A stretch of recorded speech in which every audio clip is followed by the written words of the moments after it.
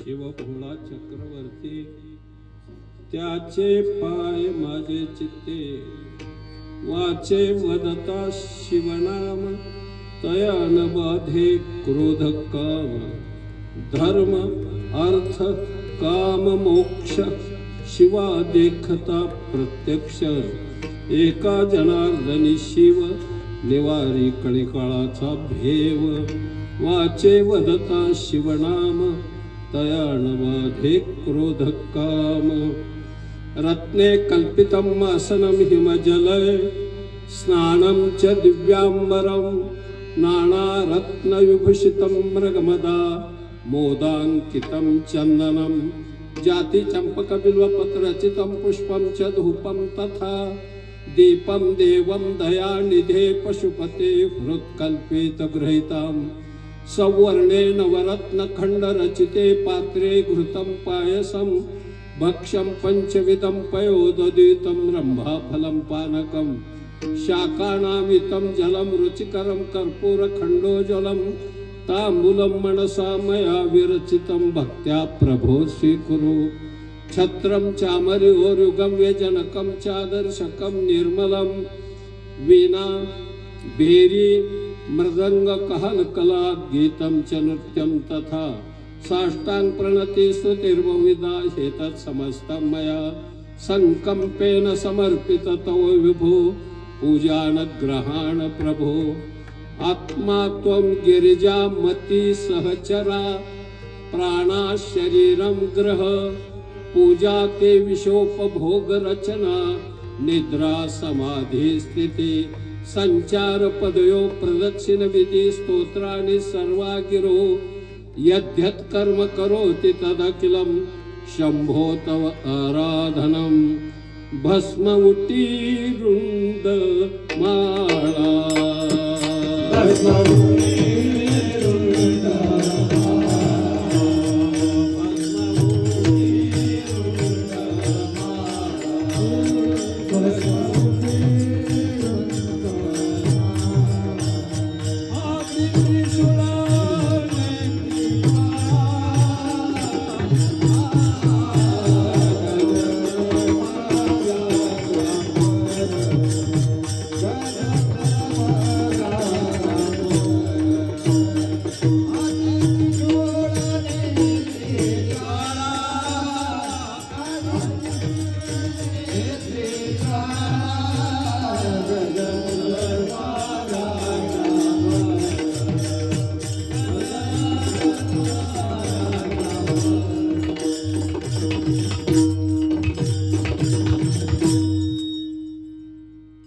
शिवभोळा चक्रवर्ती त्याचे पाय माझे चित्ते आज आपल्या पवित्र आणि पावन भूमीत हे भव्य दिव्य संस्कार शिबिर या शिबिराचा हा एक भाग नामसंकीर्तनाने संपन्न होते। श्री नर्मदेश्वर ही शिक्षण संस्था आहे, वारकरी शिक्षण संस्था आणि रामेश्वराचं स्थान आहे। तिथं अतिशय पवित्र वातावरण आहे या भूमीला। मुळात ही अक्कलकोटची भूमी ही साधू संतांची भूमी। या भूमीला थोर महापुरुषाने आपलं जीवन व्यतीत केलेलं आहे। त्यापैकी ज्याने गजानन महाराजांचं चरित्र लिहिलं ते परमपूजनीय प्रातस्मरणी भगवत स्वरूप अतिशय विद्वत्तपूर्ण असणारी महान विभूती या भूमीमध्ये दासगणूच्या रूपाने इथं वास्तव्याला राहते। अशी ही चांगली भूमी आणि या भूमीचा कण ना कण परमार्थाने व्यापलेला आहे, भरलेला आहे आणि त्याच्यात अधिक वृद्धी व्हावी म्हणून परमपूजनीय आदरणीय गुरुवर्य बाजीरावजी महाराज त्यांनी ही संस्था या ठिकाणी चालू केली। चांगल्याकडे लोकांची ओढ फार कमी आहे. संस्कार शिबिर ठेवलं तरी गाव मोठं आहे, भोवताली 4-2 गावं आहेत. प्रत्येक गावातले 10-10 जरी विद्यार्थी या संस्कार शिबिराला आले तरी सुद्धा एक वेगळं वातावरण निर्माण झालं असतं. पण आपली पोरं संस्कार शिबिराला पाठविण्यापेक्षा तिकडं बारमध्ये पाठवणंच चांगलं वाटतं माणसाला. हे दुर्दैव आहे आपलं. का आपल्याला चांगल्या संस्काराची सवय नाही. विघात काही मनोवृत्ती आपली. कधीतरी ही मुलं जी आहेत ती सुसंस्कारी बनतील आणि भविष्य घडवतील. एखाद्या वेळेस आर्थिकदृष्ट्या कमकुवत पडतील ती, म्हणजे पैसा पाणी बंगला गाड्या वगैरे एखाद्या वेळेस नाही मिळायचे, पण चारित्र्य आणि चरित्र हे दोन्ही इतक्या उंचीच असेल मायबाप की 10 मजल्याची माडी सुद्धा त्याच्या पायातळी घातली तरी कमी पडावं अशा उच्च संस्काराने विभूषित हे विद्यार्थी बनतात मायबाप. विनंती असते माझी की प्रत्येक मात्या पित्याला काही घरी बसून तरी मुलं लहानपणी नको ती खेळतात, मोबाईलमध्ये आपला वेळ घालवितात, त्याच्यापेक्षा किती सुंदर वातावरण इथं आहे काय महिनाभर, आणि त्याला सवय लागली तर ती आयुष्याचं कल्याण करून जाईल मायबाप. ही गुरुजी ही सुरुवातीला संस्थेतच होते ना, मला वाटतं जगदाळे गुरुजींकडेच होते ना, केशव हरिभक्त पारायण केशव महाराज जगदाळे, तुम्ही ही सगळी गडी तिथं तयार झाले. मी तर लहानपणापासून गुरुजींना पाहतो. शेकड्यावर विद्यार्थी गुणीजन तयार केले त्या माणसाने. मी परवा 6-7 तास होतो तिथं. वैद्यकिनीला माझं कीर्तन होतं परवा दिवशी, तिथंच थांबलो होतो. अतिशय संस्कार हे संस्कारच असतात माहिती. म्हणून विनंती माझी आपल्याला की ह्या वर्षी जरी गेलं, अजून किती दिवस राहिले, आज खतमच आहे, पुढल्या वर्षी तरी माईबापू आपली मुलं इथं घाला आणून चांगले होतील आणि सांभाळतील म्हातारपणी. इथं नाही घातली ना म्हातारपणी नरड दाबूनच मारल्याशिवाय राहायचे नाही पोरं. आपली पोरं त्या संस्कारात तयार झाली की दुसरं करतील काय. आता ज्यांनी गायलं ते नाव फिव काय मला माहित नाही तुमचं, पण दोघं बी तुम्ही पहिल्यांदा गायलं ते इतक्या उंचीचं होतं की मला राम मराठ्याचे स्वर आठवले. काय कधी कधी अशा मोठ्या व्यक्तींच्या स्वराची ठेवण ऐकायला भेटते आणि अतिशय गोड. आता ह्यांनी टाळ्या वाजवल्या नाहीत त्याला माझा काय दोष आहे. त्यांना ही सवय नाही टाळ्या वाजवायची वगैरे. ही जी सवय इथं पाहिजे ती नाही. इथं जर सवय लागून नाही घेतली तर पुढच्या जन्मामध्ये टोल नाक्यावर टाळ्या वाजवावं लागतात. इथं टाळी वाजवावी, गुढी उभारावी आणि वाटही चालावी पंढरीची. म्हणून मी विचार करत होतो की अभंग सुरुवातीचं कीर्तन आहे. आमच्याकडे परंपरा संप्रदायाची समाचरण दृष्टी म्हणा, हरे हरे तुम्ही म्हणाले आवडे हे रूप. पण महादेवाचं दर्शन घेतलं म्हणलं बरं आहे महादेवाचं आपलं. काय जरा बोहळा आहे पण बावळट नाही. बोहळा वेगळा, बावळट वेगळा, शहाणा वेगळा, चतुर वेगळा, ज्ञानी वेगळा, अज्ञानी वेगळा, विवेकी वेगळा, अविवेकी वेगळा, याच्यामध्ये अनेक पोटभेद पडतात. बोहळा येतो. नाथरायासारख्या महान थोर साधूने ज्यांचं वर्णन केलंय, गंगेचा पावन किनारा, दक्षिण काशी म्हणून ओळखल्या जाणाऱ्या पैठण क्षेत्रामध्ये जनार्दन स्वामीचा अनुग्रह लाभलेलं, भानुदासाच्या वंशाला विभूषित करणारं असं एक थोर ज्ञानरत्न पैठण निवासी जन्माला आलं, उदयाला आलं. श्रीमद भागवतावरच्या दशमस्कंदावर ज्याने एकनाथी भागवत ही टीका लिहिली, रुक्मिणी संवर लिहिलं, भावार्थ रामायण लिहिलं, अभंग, गवळणी, भारुड अशा विविध काव्य रचना ज्यांच्या प्रासादिक मुखातून निघाल्या आणि तुमचं माझं जीवन परिपूर्ण झालं। नाथ बाबासारखा हा वारकरी संप्रदायाला लाभलेला एक स्तंभ, एक पताका, ध्वज ही तुमचं माझं जीवन उज्ज्वल करून टाकतं। आणि ऐश्वर्यवान संत, शांती ब्रह्म म्हणून ज्यांना ओळखलं जात, संत वारकरी सुद्धा ऐश्वर्यवान पाहिजेत, लय दलिंदर भिकारण नको तिथे, काय फायदा होत नाही त्याचा, त्याच भागत नाही, कुठे देवाचं नाव घेईल, जानकी तय नागेन ते तय नागेन, वेळ झाला आणि त्या पुढच्याला आरडण, नाहीतर ठिवस खाली, हे असला कुठं नाही पैशाही, सदन राहा, भरपूर पैसे मिळवा, वैराग्य वगैरे आता सांगू नका, वैराग्य सांगून मरताल उपाशी, नाही वैराग्य हे नंतर सांगायचं जरा थकल्यावर, अजून मी सांगा ना म्हणलं तुम्ही कसं, 77 वय माझं 77, मी इथे कीर्तन केले, त्याला 20 वर्ष झाले असेल वाड्यामध्ये, सावता मंदिरात का, तुला आठवत आहे? तू केवढा खाता मला तुला आठवतंय म्हणते, आता बरंच आता तुझी पळायला लागली असते,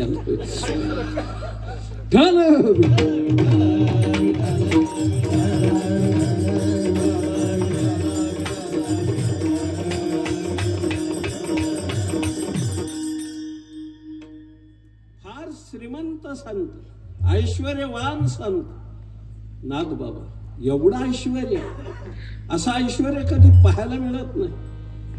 पुण्याहून 100 सरदार निघाले होते आणि जायकवाडीला मुक्काम होता, औरंगाबादला जायचं होतं पुढे त्याला, नाथरायांना कोणीतरी सांगितलं की पुण्याहून मोठे श्रीमंत सरदार मंडळी 100 आली आणि ती जायकवाडी जवळ धरणाच्या जवळच्या बाजूला आजच्या जुन्या काळात थांबलेली। नाथांना वाटलं इतक्या शेजारी जवळ ही मंडळी आहे, आपण जीव घालून लावू यांना। कधी कधी असं वाटतं काही माणसाला अन्नदानाची सवय असते, अन्नदान करतात ती माणसं, मोठ्या मनाने दिलदार मनाने करतात, पाहत नाहीत, भाग्यवान असतात बिचारी, अनंत पुण्य कमवून जातात। 4 मुखात दुसऱ्याच्या वारकऱ्याच्या घास घातलं, परमात्म्यापर्यंत तो घास जाऊन पोहोचतो। नाथराय श्रीखंड्याला घेतले आणि त्या सरदारांकडे गेले आणि हात जोडलं की आम्ही आपल्याकडे आलोय। श्रीखंड्याने ओळख दिली, हे नाथराय आहेत, एकनाथ महाराज, त्यांची इच्छा आहे की तुम्ही उद्या जेवायला आमच्याकडे यावं। ती सरदार मंडळी जरा ताठ होती, 96 मधली, लय ताठ, ती म्हणली आम्ही सरदार आहेत, आमच्यासारखा बेत होईल का? नाथराय म्हणले मी प्रयत्न करेल, पण या। नाही नाही आम्ही नाही तर उठून येऊ जेवता जेवता, चांगलं नसेल तर। नाथराय म्हणले मी प्रयत्न करेल, जास्तीत जास्त चांगलं तुम्हाला जीव घालायचं। श्रीखंड्या तिथं होता भगवान परमात्म्याचा रूपड, ते म्हणले नाथा ही येत नसली पांडुगुळ तर दुसऱ्या 200-400 लोकांना गरिबांना जीव घालू आपण, काय ह्यांच्या वाचून नळलंय। पण नाथराय म्हणजे तसं नसतं बाप, लांबून आलेली मंडळी, मोठी माणसं, जाऊ दे जीवन, आणि ही सगळी व्यवस्था तू करायची। म्हणलं मी यांना काहीही उणीव पडू द्यायची नाही। काय दुसऱ्या दिवशी थाट केला, गिरजा माता नाथरायांच्या धर्मपत्नी स्वयंपाक करायला, पदार्थाचा घमघमाट चालायचा नसता, खिडकीतून वास बाहेर चालला की रस्त्याने चाललेली माणसं सुद्धा 2-3 मिनिटं थांबायची, काय काय वासावरच असते, दुसरं काय त्याच्या डोक्यातच नाही। पंगत कोणाची का असणार, शिवगडी हजरच असतो, असली 2-4 गावात कायम असतात, त्यांना पत्रिका लागत नाही, पत्र नाही, त्यांना वासावर कळतं की इथं हाय बेत, आदल्या दिवसापासून तयारीत असतात पुन्हा। चांगली माणसं असली, सज्जन माणसं, कधी गंमत आहे मोठी, काय मजा आली मोठी। नाथरायाने ते सरदार मंडळी आली, गंगा भरलेली गंगा वळण, हातपाय धुवायला सांगितलं आणि केळीची पानं 1.25 हात लांबीची, अशा हातभर 1.25 हात लांबीचं इतकं पान. श्रीखंडाने हात लावला की ते पान सोन्याचं पाहिजे. सोन्याच्या पानावर ह्या 100 सरदारांना जेवायला 12-14 भाज्या, चटण्या, कोशिंबिऱ्या, हे सगळे पदार्थ पक्वान्नाचे. ते तेवढं पान गच्च भरलेलं, कुठून सुरुवात करावी कळत नव्हतं. पण ह्या सरदारांचं लक्ष जेवणाकडे नव्हतं. कळलं तुम्हाला? एक एक कोपरा दुमतून बघायचं हे सोन्याचंच आहे का नकली. आणि काय जेवली, तृप्त झाली. आणि नाथरायने सांगितलं आमच्याकडे पद्धत अशी आहे की जेवण केल्यावर आपापलं पान उकिरड्यावर नेऊन टाकायचं आणि मग हात धुवून पान खायला द्यायचं. एक सरदार म्हणला हे सोन्याचं पान उकिरड्यावर नेऊन टाकून हात धुवून पान खाण्यापेक्षा पाना वाचून कुठं नंड आहे काय तुम्हाला. ते पान हातात घेतलं त्याने महाग धरलं आणि तसंच घरघाती तंबू गाठला. सगळ्या सरदारांनी पानं आपापली घेतली आणि तंबू गाठल्यावर त्यांच्या बायका त्या सरदारांच्या वाट बघत होत्या. त्यांना माहित होतं नाथरायांची कीर्ती, काय जेवण केलं असेल, कसला स्वयंपाक असेल. आणि त्यावेळेस मालक आलं, त्याने ते केळी पान पाहिलंच. काय एक बाई खवळली त्या नवऱ्याला, म्हणजे लाज वाटाय पाहिजे, सरदार आहेत का काय तुम्ही, ठेवू नका. उष्ट पान घेऊन आला, एवढी तरी लाज ठेवायची होती. उष्ट पान कसं लाव? ते म्हणलं अगं हे काय साधं पान नाही, सोन्याचं करीस करतो. ती हिरवगार पान केळीचं लळा करायला लागलं. चायला म्हणला माझं डोळं गेलं काय. फेकलं पान. मोठ्यांचं नाथरायांचं ऐश्वर हे श्रीमान होत का, त्याचं कारण आहे त्याचं माहिती. कधीही दुसऱ्याला सोडून जेवणच नाहीत नाथराय, कधीही एकट्याने जेवणच केलं नाही. पंक्तीला 50-100 लोकच असायची. ज्याची अन्नदानाची पुण्याई असते. या सप्ताहात या कार्यक्रमात ज्याने अन्नदान केलं असेल किंवा करतायत, भगवान परमात्मा त्यांच्या आयुष्यात कधीच अन्न कमी पडू देणार नाही मायबाप, कधीच अन्न कमी पडू. हे नर्मदेश्वराची कृपा आहे मायबाप. एकदा परिक्रमा करून या आणि बघा काय आनंद भेटतोय. वेगळाच आनंद असतो परिक्रमेचा. जीवनात एक वेळ तरी परिक्रमा करत जाऊ. तुमच्यापैकी केली कोणी परिक्रमा? नाही. जरे ह्या वयात जा, पुढे नाही थकल्यावर काय उपयोगीचा व्हायचं. काय 2-4 महिने धंदा बसून द्या ही कळला. एकदा परिक्रमा 4 महिन्यात करून आला ना नर्मदेची, आयुष्यात तुम्हाला काहीच कमी पडत नाही मायबाप, काही कमी पडत नाही. हर हर नर्मदे म्हणून माणसं रडतात. गोर गरीब लहान लहान मुलं सुद्धा चालतात त्या मार्गाने मायबाप. नर्मदेश्वराचं महत्व. नर्मदेश्वर म्हणजे शिव आहे. शिव हा भोळा आहे, भोळा आहे. हे जरी त्याचं वर्णन असलं तरी महाराज सांगतात तो भोळा आहे, पण जिंकू जाणे कळी काळा. कळी काळाला सुद्धा जिंकण्याचं सामर्थ्य त्याच्यामध्ये आहे. असा हा भोळा, त्याचं वर्णन मात्र आहे अभंगाच्या पहिल्या चरणामध्ये. शिव भोळा चक्रवर्ती,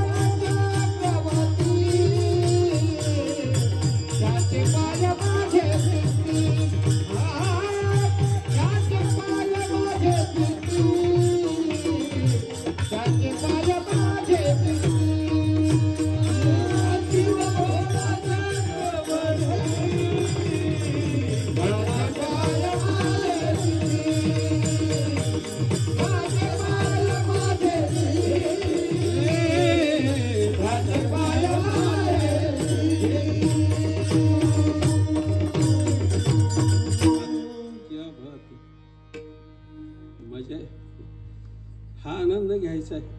परमार्थ म्हणजे आनंद आहे. काही नसतं बाकीचं. लय तत्वज्ञान कळत नाही वारकऱ्याचं. वारकऱ्याचं तत्वज्ञान इतकं सोपं आहे का? घटन मटन पटन रजून सरपण स्थानून पुरुषन शुक्तीन रजतन सत्ख्यातीन असत्ख्यातीन अनिर्वचनीन आज्ञानन आवरणन विक्षेपण परोक्षण अपरोक्षण शोकनाशन आनंद वाप्तीन पूर्वमीमांसान उत्तरमीमांसान सांख्यन कानादन गौतमन तर आलेलं बी घडी घरी जाते. कसं जातात ही साधी फिलॉसॉफी. एखाद्या वेळेस Socrates plateau Spencer Lenin curl marks Darwin Einstein Shakespeare कळेल मायबाप, पण वारकरी कळण्यासाठी वारकरी व्हावं लागतं मायबाप. तुकोबाराय म्हणजे काही नाही होता आलं तर काय हो होय होय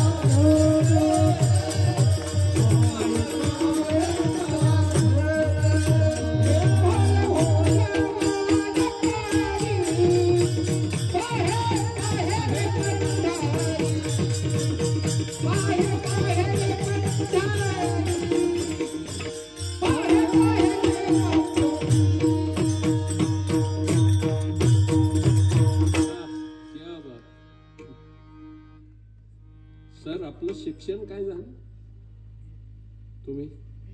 हा मोनालिसा हे नाव कधी ऐकलं?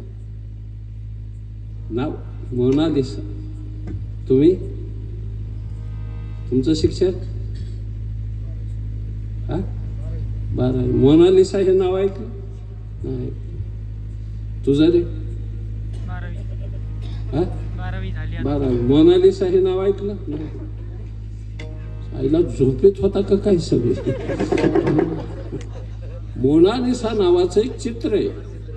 हा ते चित्र काढणारा चित्रकार त्याचं नाव आहे लिओनार्दो विन्सी. काय नाव आहे त्याचं? लिओनार्दो विन्सी. त्याने चित्र काढलं असं दाखवलं लोकांना की कसं वाटतं. त्या चित्राची किंमत आहे $50 लाख. एवढी मोठी किमतीचं चित्र आहे. त्या लोकांच्या वेगवेगळ्या प्रतिक्रिया. एकाने सांगितलं चित्र चांगलं आहे पण जरा डार्क पाहिजे होतं. कळलं तुम्हाला? काय पाहिजे होतं? डार्क पाहिजे होतं. त्याच्यावर हसला तो लिओनार्दो विन्सी. म्हटला आता डार्क करणं म्हणजे ब्रश फिरवणं म्हणजे चित्राचं वाटोळं करणं. एखादी चांगली चाल झाली की महागल्याने ब्रश फिरवणं म्हणजे त्या मूळ चित्राचं किंवा चालीचं वाटोळं करणं आहे. विठ्ठल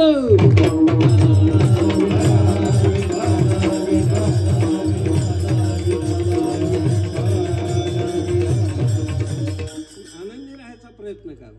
दिवसाला 10 मिनिटं खळखळून हसत जा. हसल्याने ब्लड प्रेशर वाढत नाही, अटॅक येत नाही, शुगर वाढत नाही, टेन्शन संपून जात. पण खळखळून हसायचं. काही माणसं आयुष्य नाहीशे हसत नाहीत, गंभीर असतात, दांडारल्यासारखी. तुझ्यावर का लोकरी मावा पडला का तेल आला? अरे या जगण्यावर या जन्मावर 110 प्रेम करावे कशाला कवीने म्हटले. आनंदी राहा. स्वर्ग मोक्ष मग नंतर बघू.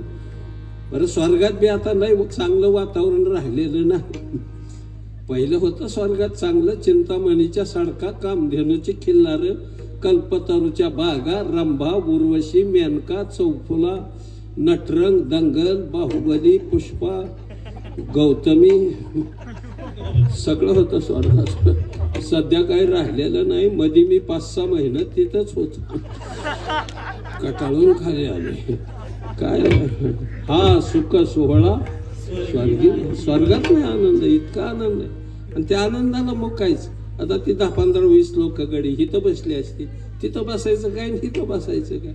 निवळ विक्याचा गट आहे का लंक्याचा कळाला, कळालंच काय चाललंय महाराष्ट्राचं, कुठं काय.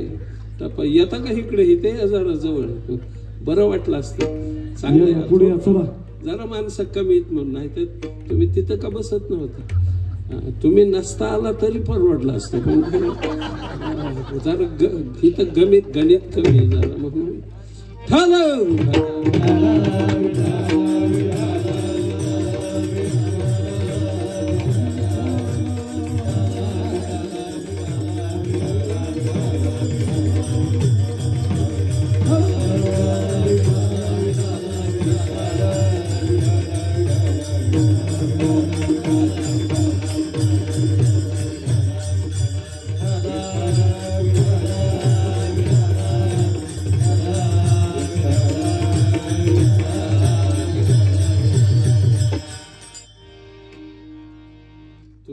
बसत असतात.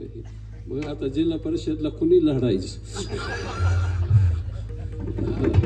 जीवन चांगलं जगायचं, आनंदात जगायचं, मजा आहे रे. हे सगळं महाराष्ट्राचं वाटलं झालंय सध्या. ठीक आहे, आता राजकारण अमकं तमकं हे सांगायसारखं नाही राहिलेलं, काही राहिलंच नाही त्यात. आम्हाला तर विचारतात लोक की परस्पर विचाराची, वेगवेगळ्या पक्षाची, वेगवेगळ्या विभागातून निवडून आलेली एकत्र तरी कशी काय राहतात बो ही गडी. म्हणलं सोपं आहे. एकाच जंगलात हाती, घोडं, खोकड, माकड, बोकड, उंट, ससा, शेळी, लांडगा, साप, मुंगूस सगळं एका जंगलात राहत. पण जंगलाला जर आग लागली तर हरणाला चिकटून वाहक पळवतो, पण धरीत नाही.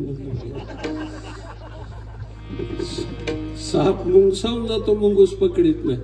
उंदीर बोक्यावून उडी मारतो, बोका धरीत नाही.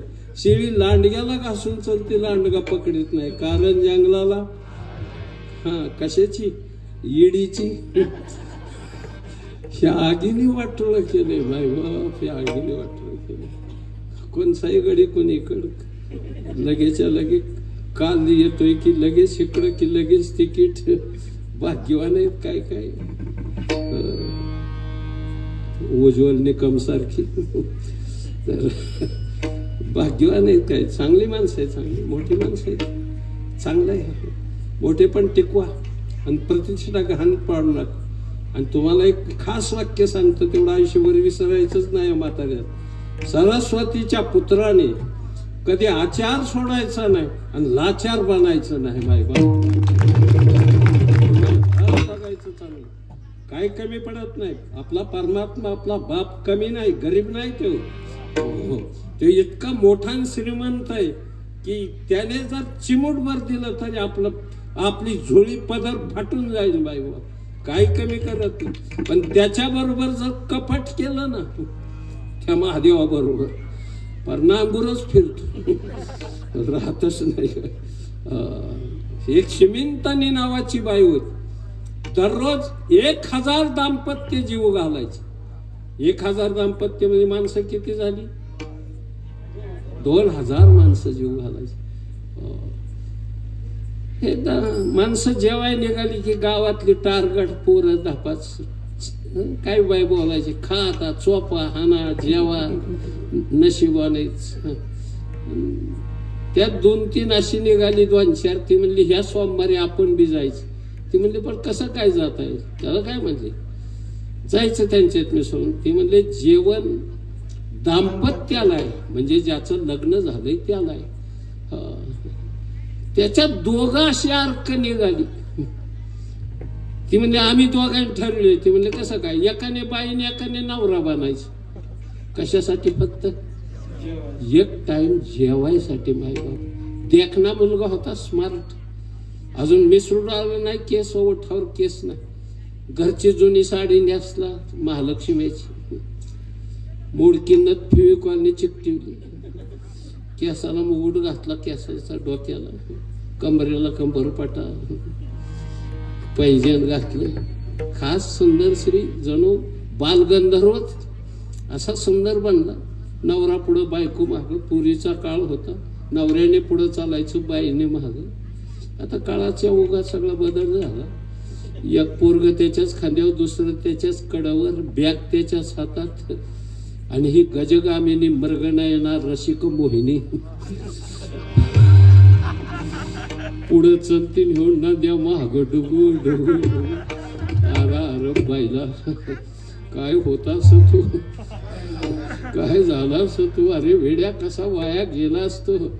नवरा बायको बनली गेली. योग असा 999 जोड्या मिळाल्या होत्या त्यांना श्रीमंतांनी. एक दाम्पत्य कमी होत. ती भोलेनाथाची प्रार्थना करत होती. नागेंद्र हराय त्रिलोचनाय भस्मांग रागाय महेश्वराय नित्याय शुद्धाय दिगंबराय तस्मै नकाराय नमः शिवाय. हे शंभो कैलास राणा शिवचंद्र मौळी फणींद्र माथा मुकुट झळाळी कारुण्य शिंदो भवदुःख हारी तुझवीन शंभो मज कोण. हे शंभो, हे कैलासपती एक दाम्पत्य कमी, तितके नकली जोड आली. श्रीमंतांनी त्याच्या पाया पाणी ओतलं, नेलं. चंदनाचं पाठ बसायला दिलं, पक्वान्नाचं जेवण, तशाच हस्तायला 5 रुपये दक्षिणा, आणि हात जोडले की महादेव पार्वती सारखं तुम्ही आला आणि माझं व्रत परिपूर्ण झालं. जोडा तर इतका सुंदर दिसतोय, लक्ष्मी नारायणासारखा असा 7 जन्म जाऊ म्हणजे.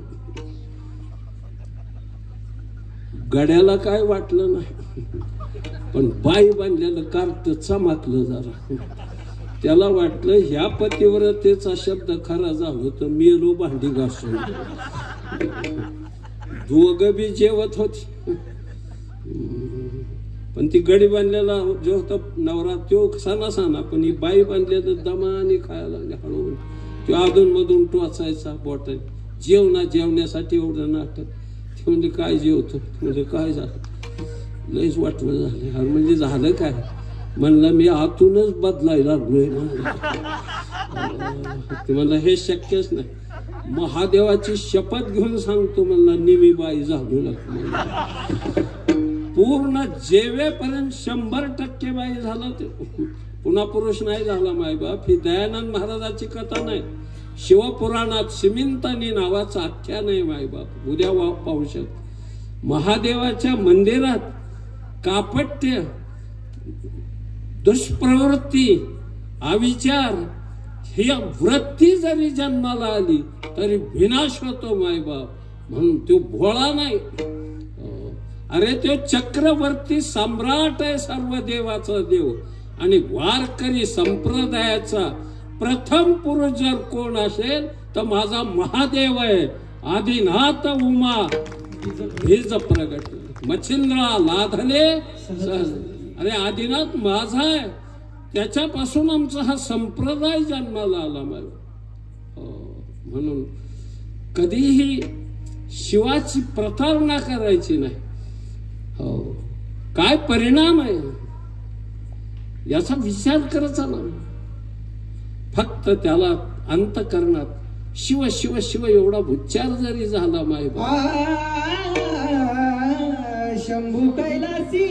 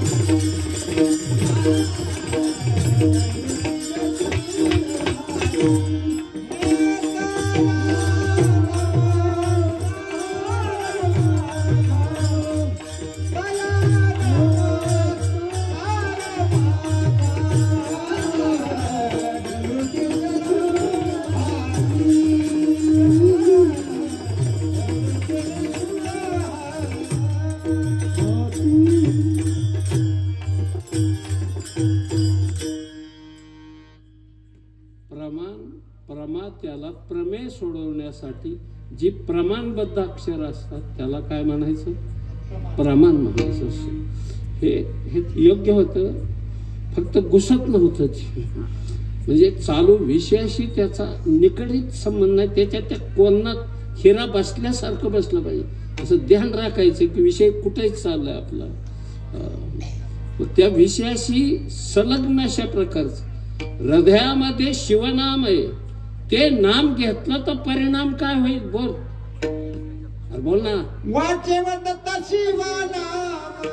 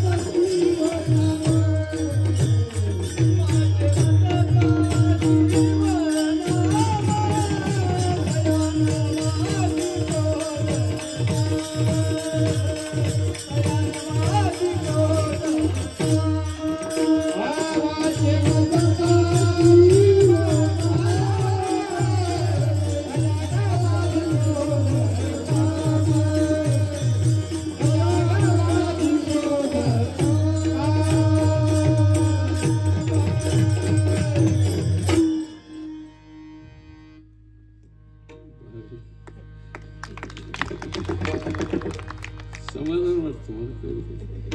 माझ्याकडे काही कमी असतं थोडं. परवा गुरुजींच्या इथे तो तू होता का? नव्हता का? वास्तुशांती नाही का? पठाडे ही सगळी होती ना वाजवायला, आजारी आहे ती सगळी. चांगले असतात माझं मुलं, लहानपणापासून पाहिले ती सगळी. समाधान वाटतं. आणि तू तर वैभव ना, हुसेन हुसेन हा म्हणजे हुसेन कसा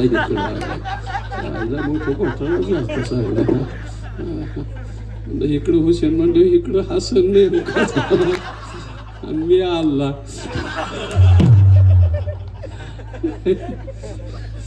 काय करा काय नाही, जीवन आहे मजेशीर, काय हरकत नाही. ती देवच आहे, त्यांच्याबद्दल आपल्याला काही मनात रोष नाही. आपल्या कुठल्या धर्माबद्दल हे नाही, पण आपल्या धर्माबद्दल कोणी वाकडं बोललं तर मग नाही आवडत आपल्याला. आपल्या धर्माबद्दल कोणी काही थोडं जरी बोललं तर दयानंद महाराज बंड करणारच, त्याच्यात काही वादच नाही. कुठे एक बाई ती म्हणजे अंधारातून उजेडात आलेली,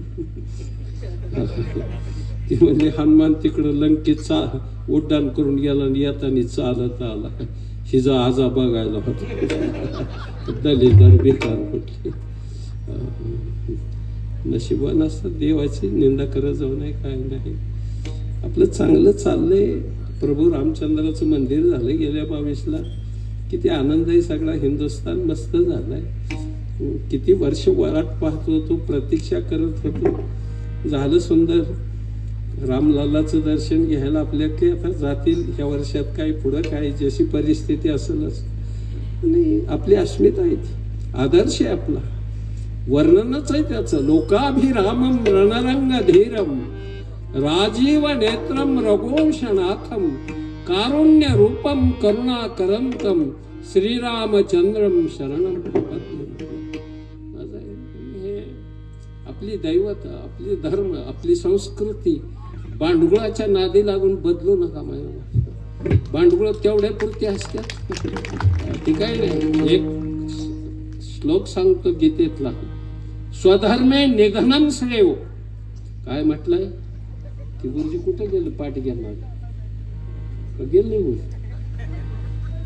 तुम्ही येत ना काय स्वधर्मे निधनम श्रेयो परधर्मो भयावह. अरे आई कसली असू दे काळी तिलाच प्यावं लागतं. माय बाप श्यामा मालिनी काय पाजीत असते का पोरं येण्या? नाही नाही तिच्या जाऊ दे. आपली आई आपली धर्म आपली संस्कृती याला कधी हे करायचं नाही. अवघं लोक काही बी कुठल्याही मागचं काढत्या. आमच्याकडे परवा मारुतीच्या जन्मोत्सवाचा कार्यक्रम झाला. आमच्यात संख्या त्या जिथं माझं कीर्तन होत तिथं माळ्या संख्या जास्त होती. मग त्या एका माळ्या आप्पाला म्हणलं तुम्ही आरती करा, जरा सप्त्याला ह्याला मदत करणारी, थोडं मान द्यावं लागतं तसल्या म्हाताऱ्याला. तुम्हाला मी नाही मला नाही जमायचं, आम्हाला आरती तर करायची.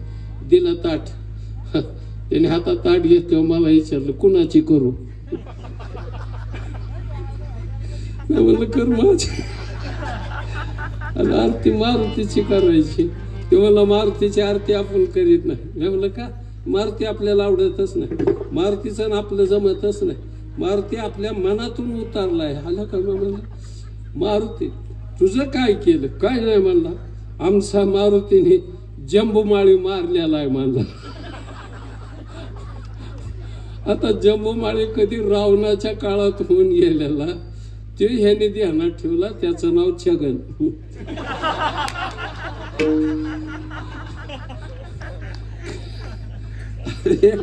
द्यायचं सोडून तिथली तिथं आता झालं. लय धावलं, ताणून ताणून गेलं तिकीट दुसऱ्याला, झाला मोकळा. काय राहत असं काय येडे, हे काळाचा ओघ आहे. चांगला जिल्हा आहे आपला नगर जिल्हा, भाग्यवान आहे. माझं परवा सोलापूर जिल्ह्यात मोहोळला कीर्तन होतं. तिकडे त्या परिसरात 2-4 प्राध्यापक आली बसली, म्हणजे आमचा जिल्हा लय भारी. पंढरपूर आमच्या तो तुळजापूर मंगळवेढा हे सांगायला लागली ती. मग आता मी दयानंद महाराज आहे, मी दम काढील का? किती वेळ ऐकल त्यांच्या जिल्ह्यात? मी म्हणलं मंदिर आहेत तुमच्याकडे सुंदर आहे, पांडुरंग तुमच्याकडेच आहे, पण त्या सगळ्या मंदिराला खांब आहेत. म्हणलं ही दुर्दैव आहे. या मंदिराला काय आहेत? हे मंदिर कशावर उभं राहिले? खांबावर उभं राहिले. पण जगातलं एक मंदिर आमच्या जिल्ह्यात आहे. म्हणलं मंदिरासाठी खांब नाही तर खांबासाठी मंदिर आहे नेवाशाला माझ्या मंदिर. त्यात ज्ञानोपरायणे माझ्या ज्ञानेश्वरीच्या खांबाला टेकून लिहिली. मायबाप कधी स्वाभिमानाने आपली आत्मीयता घाण ठेवायची नाही, बंड करूनच उठायचं. म्हणून जीवन सुंदर जगायचे आपल्याला, फार सुंदर. 2 विकार आहेत, एक काम आणि क्रोध. हे नामाने राहत नाही. भगवंताला एक प्रश्न विचारलाय अर्जुनाने, अथ केन प्रयुक्तोयम पापम चरति पुरुषः अनिच्छिन्नपि वार्ष्णेव बलादिव नियोजिता. असे कोणते विकार आहेत की ज्याच्यामुळे जीव पापाला प्रवृत्त होतो? भगवान उत्तर देतात, काम यश, क्रोध यश, रजोगुण समुद्भवा, महाशनो महापापमा विदनेम हे वैरिणम. तव हे काम क्रोध उपाही जया ते कृपेची साठवण नाही. हे कृतांताच्या ठाई मानी जाती.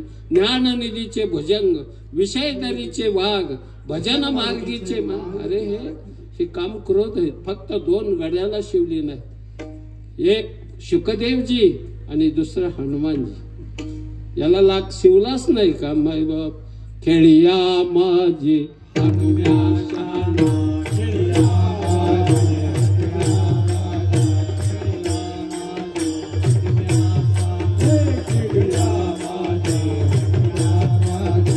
पडे काम व्यसनी रे,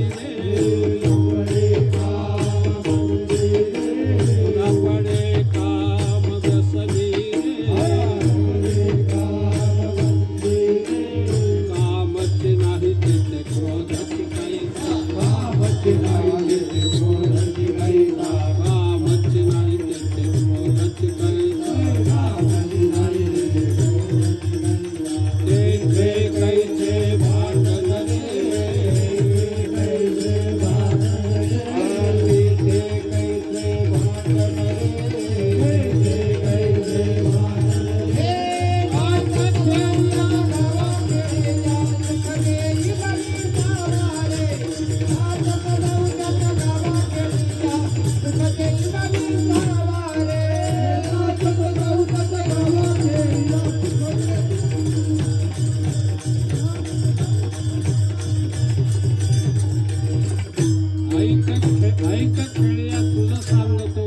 जाणून ऐक खेळियात सांगतो ऐक जाणून खेळ खेळे रे ऐक खेळियात सांगतो ऐक जाणून खेळ खेळे रे ऐक सांगतो जाणून खेळ खेळे ऐक खेळियात सांगतो ऐक जाणून खेळ खेळे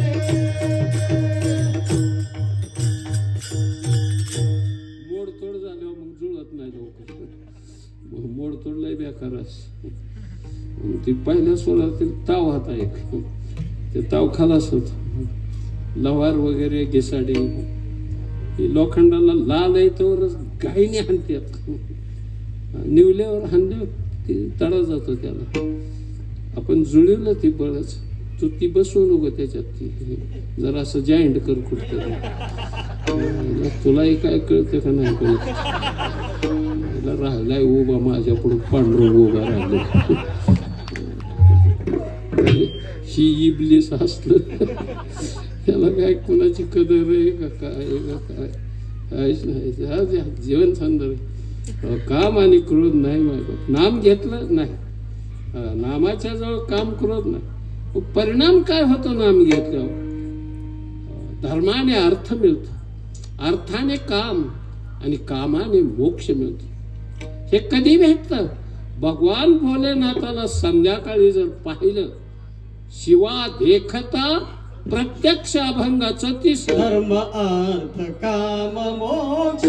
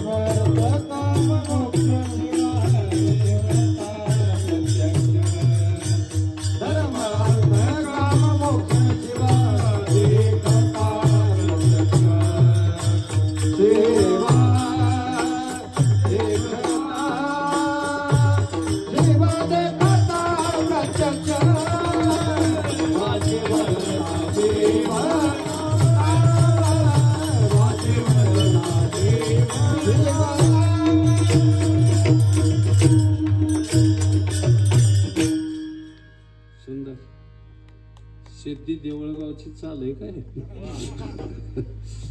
चांगलं वाटलं, सुंदर वाटलं. मस्त अशा वारकरी चाली समाधान देऊन जातात. अलीकडले उंच गाते, तार सप्तकात त्याच्यात काही समाधान वाटत नाही. की त्याला वाटतं बरं की हे आपण महाग म्हणून दिलं का, कर एकटाच काशी.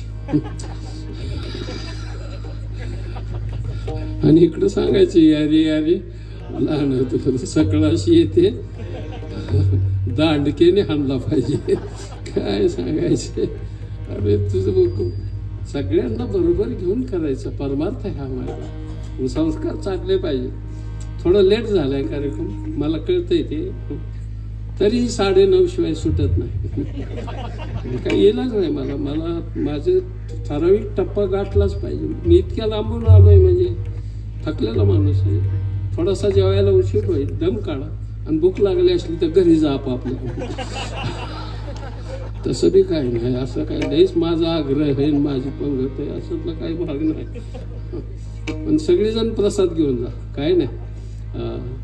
फक्त एक 10-20 मिनिटाचा फरक पडेल. संस्काराबद्दल बोलत नाही. संस्कार महत्वाचे आहेत. संस्काराने मुलं ही घडली गेली. संस्कार काय असतात? मी परवा एक उदाहरण सांगितलं. हे 2-3 कार्यक्रमाला माझ्या बरंच आहे, काय कळानाच हे जबी.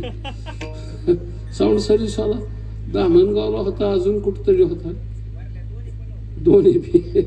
आईला काय माझ्यामुळं आलाय तो.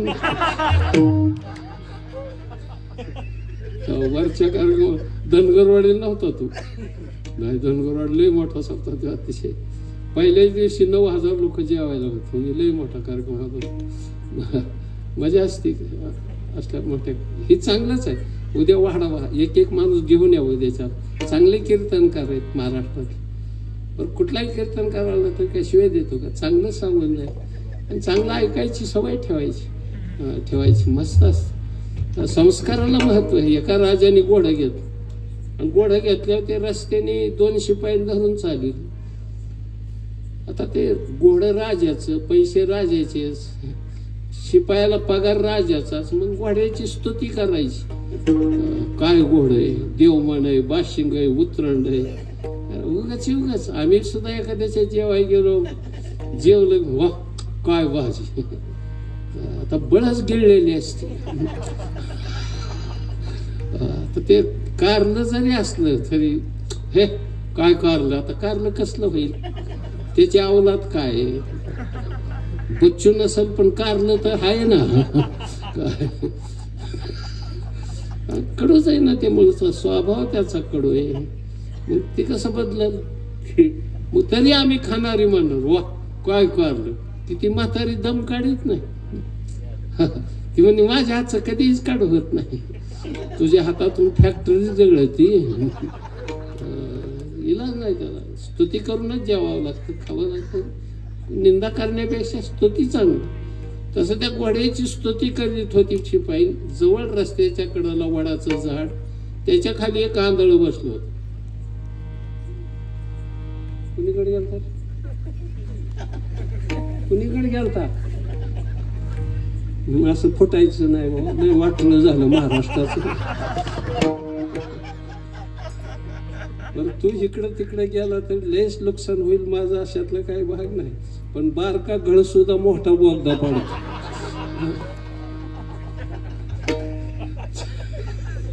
म्हणून जपायचं या लेकरांना. बरं, ही इथं आणून सोडलेली असं समजी जाऊ नका की लय चांगली अशातून, हे तिकडून वैतागून इथं आणून घातलेली आमच्याकडे. असं इतकी बिलिंदर, ही झोपली तरी नीट झोपायची नाही, पांघरून वाढते एकामेकाचे, पाय घालते त्याच्यात दुसऱ्याच्या हातून टोपी, नाही तर दुसऱ्याचं धोतारच नेसणार.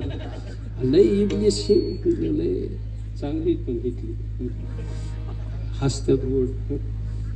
जरा टोमॅटो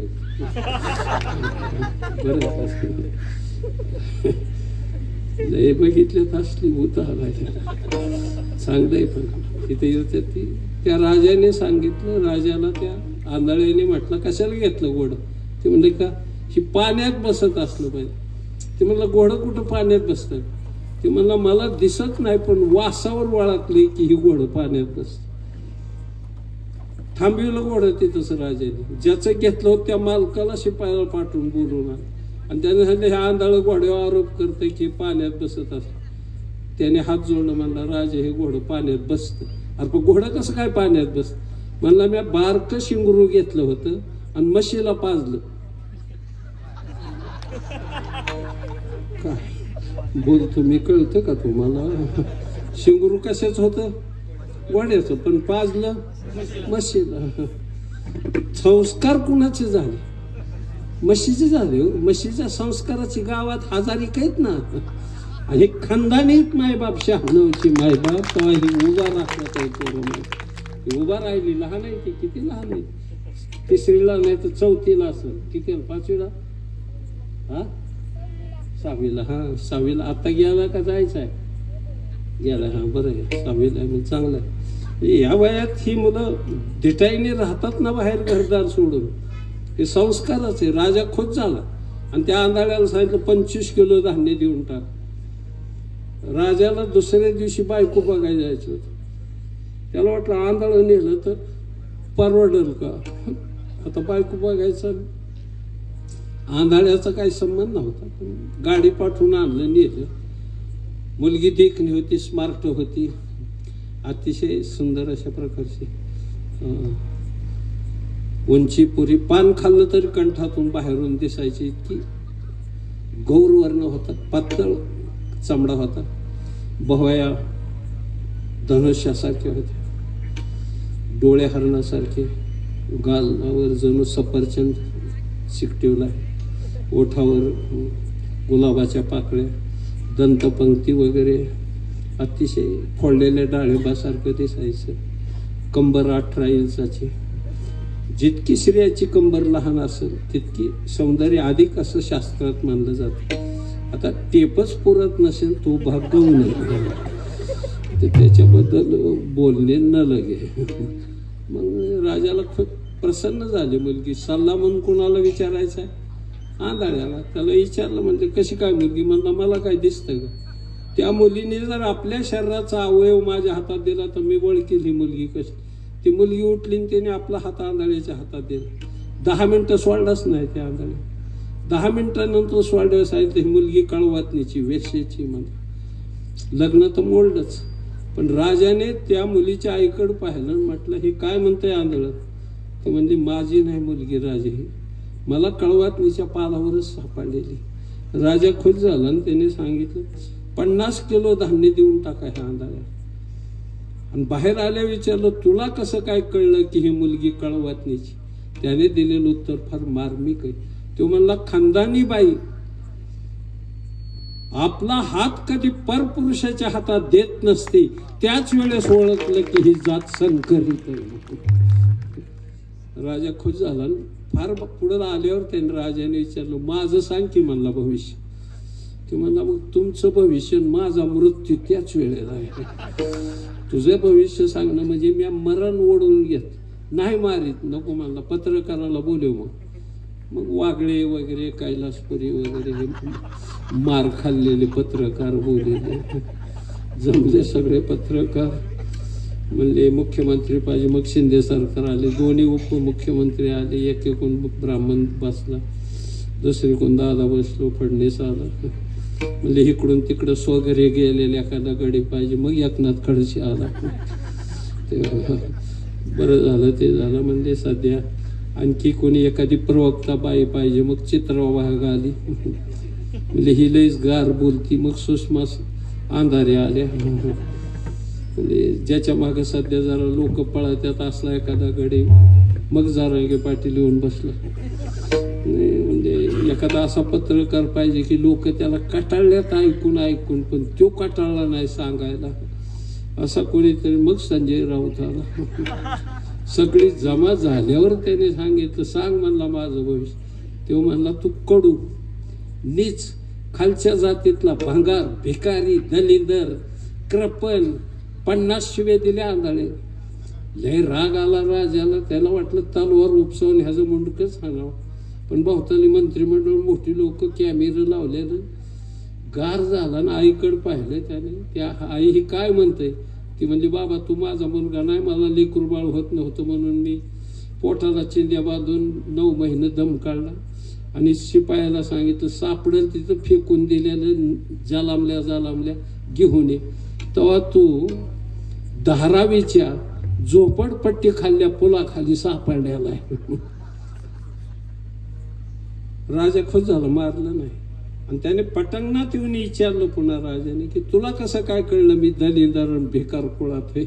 म्हणला तुला मी पहिलं 25 किलो दिलं तेव्हाच ओळखला होता तुला की तू अतिशय भिकार दलिंदर आहेस. आपल्या दातृत्वावर आपली खानदान कळत असते मायबाप.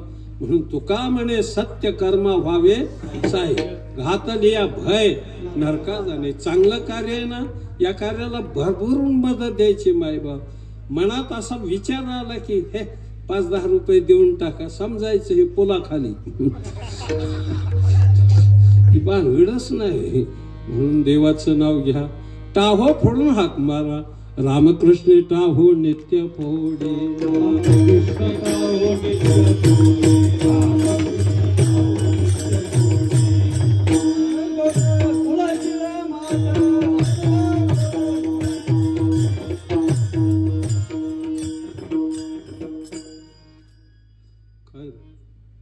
न सोडी रे भाऊ टाके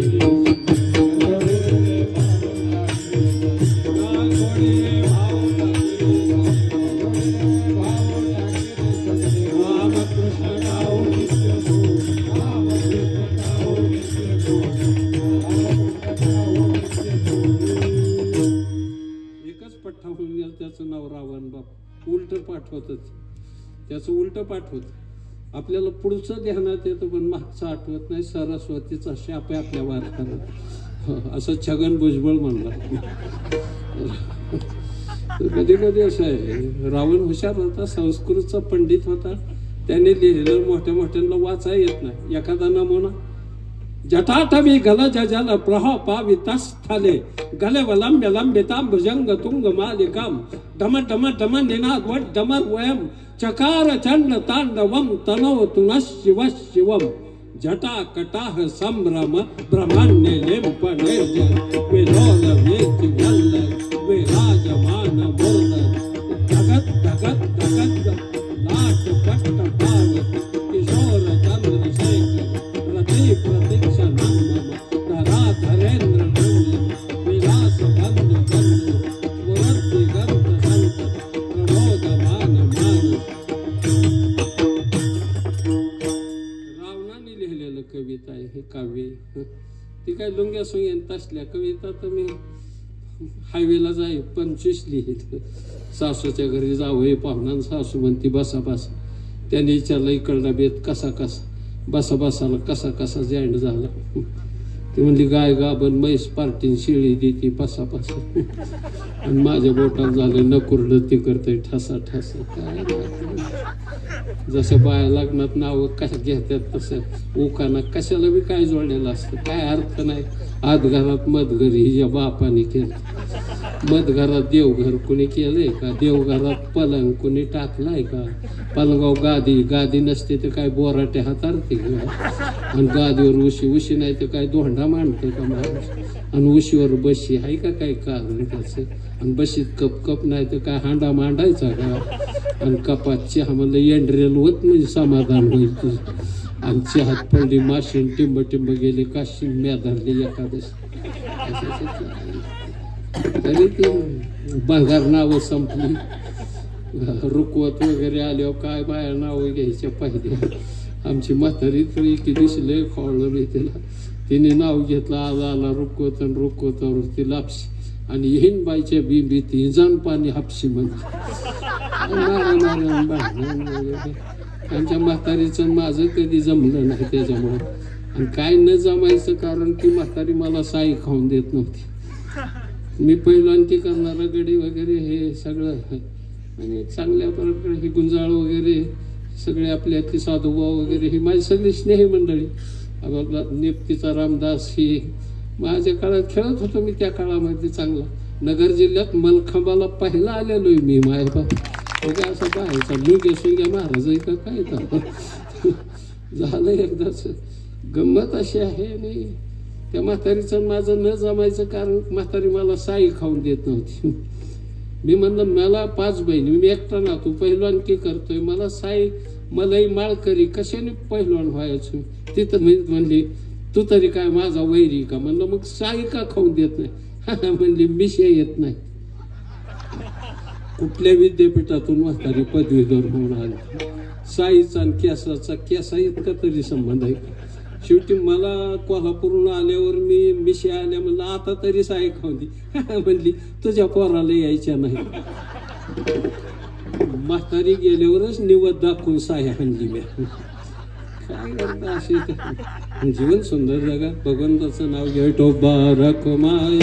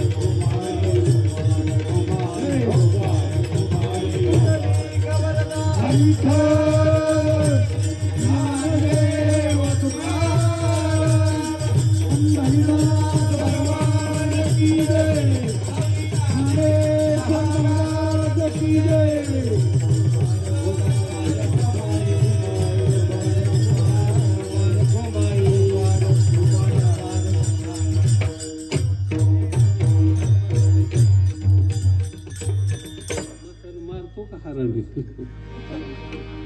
एका जनार्दनी शिवा एका जनार्दनी